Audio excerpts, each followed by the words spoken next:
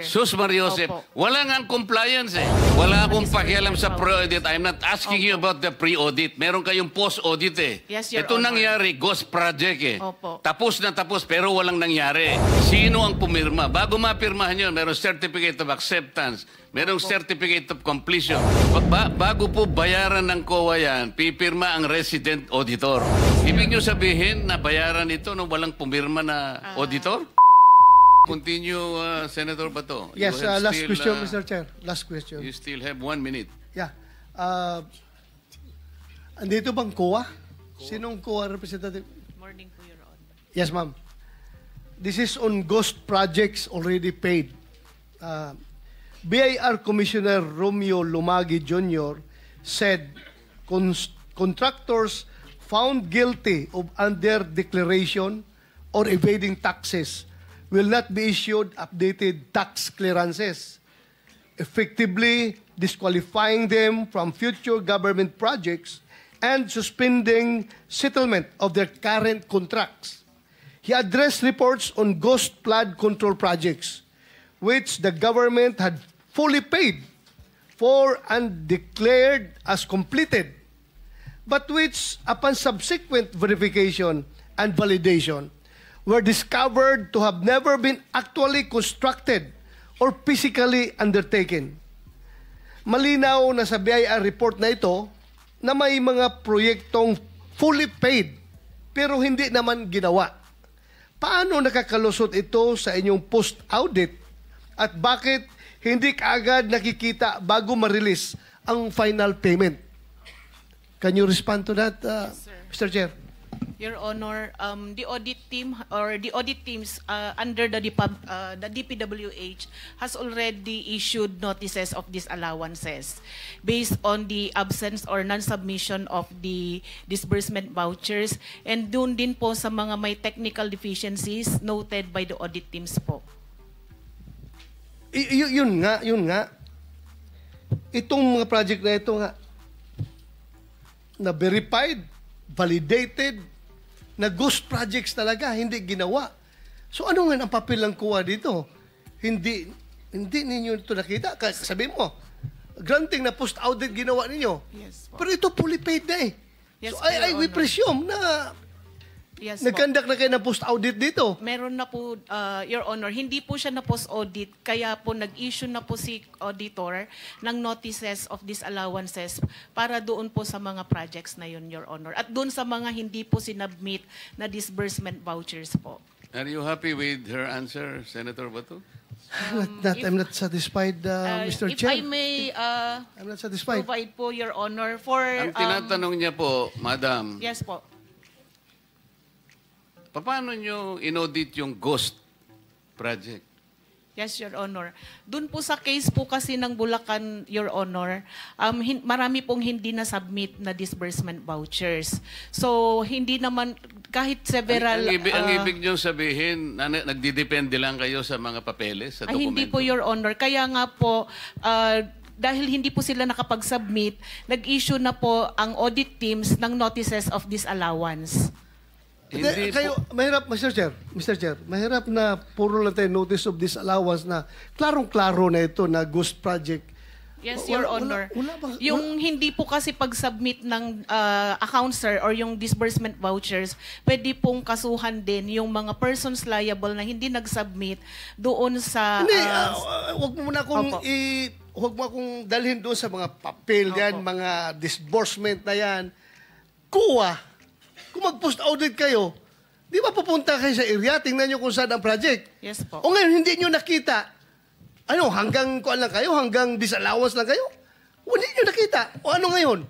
So, hindi ba papilin nyo yan as commission on audit na mag-file lang kaso? Yes po, Your Honor. Yun po yung susunod na hakbang Ay, susunod. po ng Kailan COA. pa susunod? Kasi, Naubos na ang pera ng gobyerno ito. Nabayaran na lahat itong project na ito na hindi nagawa. Tapos ngayon, susunod pa. I am so, alam mo, yung mga tao na nanonood sa atin, sabihin nila, kaya pala naglipana yung ghost projects dahil yung COA, kabagal kumilos. Hindi po, Your Honor. Gusto ko lang pong iklaro na yun pong sinasabi nating Ghost Project na isa po sa mga nabisita ay 2025 transactions po siya. At declared po siya na completed as of July 2025. Yun pong disbursement vouchers po niya ay hindi pa po due for submission noong August po na unang hearing natin. Kailan ninyo mapapailan na kaso ito? Because the people are impatient. The people are impatient with all this corruption na Yes, nangyari. Your Honor. Kailan nyo ipapile? Can you give us a Ganito po siya, different Your Honor. answer? Opo. Ganito po siya. Di ba po kasama po siya doon sa ating special audit. Sa ngayon po, fina-finalize po yung audit highlights natin sa special audit. Doon po sa audit highlights, alam mo, yung yes, Your Honor. mga tao Opo. nakikinig sa atin Yes ngayon, po. hindi pasok sa utak nila yung special, regular audit or what. Yes po. Ang tanong ko sa iyo, kailan nyo tumapailan ng kaso? The soonest possible time po, Your Honor. What is the soonest time? Dahil i-issue po ngayon yung ating Kaya, what is the soonest time? Estimate. this month po, Your Honor. This month. Opo. Mapailan nyo ito ng kaso? Opo. Ngayon, sino ang pwede nyo papailan ng kaso? Sir, based po doon sa audit, sir, yung mga yung mga persons liable po, pwede pong management officials ng DPWH at ganun din po yung mga contractors po. Mr. Chair, So this month, Interjection, Mr. Chair. if I may. Sir, excuse me. Akala ko ba meron time limit dito kasi marami pang mga nakapila. 1, 2, 3, 4, 5. And then by 2 o'clock, ano na tayo, adjourn. So, As a matter of paano fact, your pa 5 natin minutes, sir, is finished already. So, okay. Thank you. But Thank you, may Mr. Chair. I interject with the indulgence of Senator Bato, Mr. Chairman, if I may, in the same topic, Mr. Chairman, with queries, Mr. Chair. Queries Yeah. na kasi Yes, nakalinya Mr. yung Chairman, mga- because I heard, because I'm sure a lot of our people are listening and watching. Very interesting yung ni-raise ni Senator Bato. Ma'am, from COA, what's the difference between fraud audit and yung audit highlights? At binabanggit nyo, matatapos na po ito. Is that correct? Because that's the reason why the chairperson of COA is not here today because he's finalizing it today. Am I correct, ma'am? Your Honor, opo. Yung fraud audit po, ang result po ng kanyang, or report po na lalabas, ay yung pong audit highlights po natin. The audit highlights would contain the significant or yung key takeaways po doon sa ating fraud audit, wherein the nature of the alleged fraud and the persons liable, at saka yung mga gathered po na evidence, ang lalamanin po ng ating highlights. Kailangan po ng due process, sir, kailangan po munang ipareceive doon sa mga persons liable para po mag-comment po sila at magbigay din po ng kanilang panig. Yes, now I understand. Okay? So, si Senator Bato, tinatanong niya yun, dun sa audit highlights, dun makikita yung nature ng alleged fraud, yung evidence gathered, and the parties involved. Am I correct? So, matatapos na po yan. Mr. Chairman, if I may respectfully move that we subpoena itong binabanggit ng ating guest from COA, yung matatapos nila na fraud highlights, immediately i-furnish ng copy itong Blue Ribbon committee, even, Mr. Chairman, even while awaiting the response of the respondents. And also, once they responded, Mr. Chairman, we'd also like to subpoena the copies of the responses of the respondents as soon as they are submitted to COA. I so move, Mr. Chair. Mr. Chair, Mr. Chair, excuse me. Mr. Chair, because the last time I was here, I was only allowed 2 questions by you. And yet, mga kasamahan ko rito, bilang respeto sa mga kasamahan ko, they were allowed na 1 to sawa. Dapat maging fair ka, Mr. Chair. Pag sinabi mong 2 questions, 2 minutes talaga, you have to stick with it. You're not being fair, Mr. Chair. I am fair kasi nandito ka sa... No, kasi nung last time, sabi mo sa akin, 2 questions lamang. Sabi mo 1 question. Sabi ko, tinitipid mo ako, sabi mo 2 questions. And now, pinapayagan mo kahit na ilang questions. Be fair, Mr. Chair. Teka muna, bago tayo magkaroon ng impression na walang fair dito. Noon, sinabi ko na in the earliest statement na nag-uumpisa tayo noon at kinakailangan nating mabakate ang plenary at exactly 2:15, kaya tayo nagmadali. Kaya naman sabi ko sa inyo, pasensya na muna. Ngayon, sa dami ng gustong magtanong, kaya binigyan natin ng tigpa 5 minutes ngayon. Kaya lang, I am following a schedule here. Ito pa yung nandito kung wala na si Senator Marcos, tapos ka na. Mr. Chair. Mr. Chairman, Chair, akala I ko made po the ako yung motion, sunod Mr. kay Chairman. Senator I have De La a pending motion, Mr. Chair. I second the motion. And Hindi, duly kasi seconded, Mr. tapusin Chair. muna natin yung bitin na kasi hindi tayo, na para tayo nagpapatintero, Madam Kowa eh. Ang tinatanong napakasimple lang, paano nyong inaudit yung ghost? Bago po bayaran ng COA yan, pipirma ang resident auditor. Pati yung area auditor ninyo, meron kayong area director eh. Ibig nyo sabihin na bayaran ito nung walang pumirma na auditor? Your Honor, ganito po yung procedure natin. Wala na po tayong pre-audit, kaya po ang nagbabayad ay ang pumipirma na lang po. Wala sa akong disbursement pakialam sa power. pre-audit. I'm not asking you about the pre-audit. Meron kayong post-audit eh. Yes, Your Ito Honor. nangyari, ghost project eh. Opo. Tapos na tapos pero walang nangyari. Ang tinatanong namin sa'yo, sino ang pumirma? Bago mapirmahan yun, merong certificate of acceptance, merong certificate of completion, pipirma ang resident auditor. Hindi po pipirma ang resident. Ano ang gagawin ng auditor, COA? Your Honor. Post-audit nga lang po. Kaya po... Ano nga yung post-audit? In your charter, Opo. magkaintindihan tayo.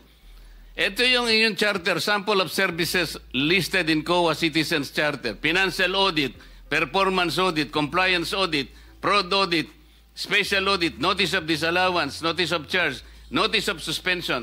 Among these, alin ang akma doon sa performance ng contract? Opo. Nasaan kayo? Papasok po siya sa compliance, sir. Sus Mariosep, Opo. wala nga ang compliance eh.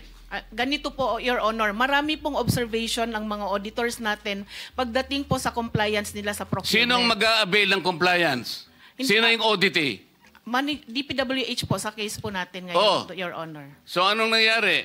Marami pong observation ng mga auditors natin, sir, pagdating po sa compliance nila ng 9184. Kapag ba ang chairman mismo ang pumunta rito, he can present better questions than you, answers than you? Pareho lang din po yung isasagot, Your Honor. Kasi ganun Pareho po yung proseso isasagot. natin. Opo. O, sandali lang. Let us follow the... Mr. Chair. Mr. Chairman, Mr. Chair. I'm now being tempted to raise a point of order, Mr. Chairman. I made a motion duly seconded, Mr. Chairman, kasi nga kung... to subpoena, Mr. Chairman, today, Mr. Chairman. I'm asking it today because they said they if will that fix will it help us, today. okay. Any second? Second. It was already seconded, Mr. Oh, Chairman. there's a motion and there's second. The motion is approved. Then let's Thank you, continue Mr. with the questioning. Mr. Chair. Sir, kasi yung 5 minutes ko, maraming sumingit. Last na lang, isa lang. Hindi kasi maigsi. hindi na makakaano itong mga kasama natin. With the permission of Senator Tolpo. Senator Tolpo, maigsi lang. Maigsi lang. Ha? Di ba, Mr. Chair? Kasi ang ako sabi yung ng, susunod? Mr. Chair, sabi ng COA, Teka muna, with the permission of Senator Tulfo. okay lang? Clarification, Mr. Chair. Akala ko po ako yung Oo nga, kasunod kayo na po ang ni susunod. Senator Kaya De La lang, ang Rosa. daming ayaw pang bumitaw. Wala Hindi, tayong hindi. mga- Hindi ho, Maraming naghihintay sumingit. naman po Last ako. na to, last. Tinatanong ko Oh, lang po yung last. sequence. And then Salamat, last, Mr. and then Chair. Senator Risa. Salamat, Mr. Chair. Pagkatapos wala na si Senator Amy, Senator Rapi. Yeah. Sandali lang, ikaw na muna. Thank you, Mr. Chair. Mr. Chairman, considering that this representation is part of the leadership, Okay. Priority, can we find priority, out, Mr. priority. Chairman, Okay. the list of... Last question, then Senator Risa. Wala na si Senator Marcos, Senator Joel, Senator Rapi, Senator Robin, magkano ka? Senator Robin. And then Senator Mark. Okay. In that order. Thank you, Mr. Chair. Proceed, sir. Proceed. Ma'am COA, sabi mo kanina, kaya hindi pa kayo nakapag-file ng kaso dahil itong mga ghost projects na ito ay 2025 nangyayari. Am I correct? At you need time para... Sir, for Makapag-file ka. clarification, isa po doon sa mga ghost projects na na-mention, sir, ay 2025. Pero sa iba po, hindi ko po masigurado kung anong taon. Okay, ganito. According to COA Annual Audit Report 2023, 2023 ito, it was observed that various infrastructure projects with aggregate cost of 5.716 billion were declared as 100% complete on the report on publicized government programs, projects, and activities, and project status monitoring reports of DPWH implementing offices despite the deficiencies or defects noted upon actual inspection and validation thereof. Ibig sabihin po, sa regular annual audit ng COA, nakikita na ang mga mali-maling report ng District Engineering Office ng DPWH. So itong mga 2023 na mga problema, wala pa kayo napailan ng kaso nito? Your Honor, yung iba po dyan kasi, kinorek na nung contractor yung mga noted deficiencies. Yung iba naman po, nagbayad na po yung mga persons liable. At doon sa mga nakorek, kahit nakorek po, meron din pong mga pinataw or nakolektang liquidated damages po. So, meaning, wala talaga nakasuhan kasi naayos nila. Naayos nila ito lahat. Kasi 5.716 billion pesos na projects. Sabi maraming deficiencies. Tapos Po yung wala total- nakasuhan. Yan po yung total contract cost, Your Honor, yung 5.7. Yes. Opo. So wala nakasuhan ito. Itatanong ko po kasi, Your Honor, consolidation po yan sa lahat ng regional and district engineering offices. Yes, I hope, Opo. ma'am. That's your Opo. mandate. That's your mandate. Kukunin po namin sa mga regional auditors Yeah, po gawin natin po ninyo. kung meron po silang mga finailan po para po dyan. Salamat Opo. ma'am. Thank you po, very Your much. Mr. Chair, I'm done. Thank you. Maraming salamat. Senator Risa, your turn. Salamat po, Mr. Chair. So, Ms. Sara Diskaya, nasa garahe niyo pa po ba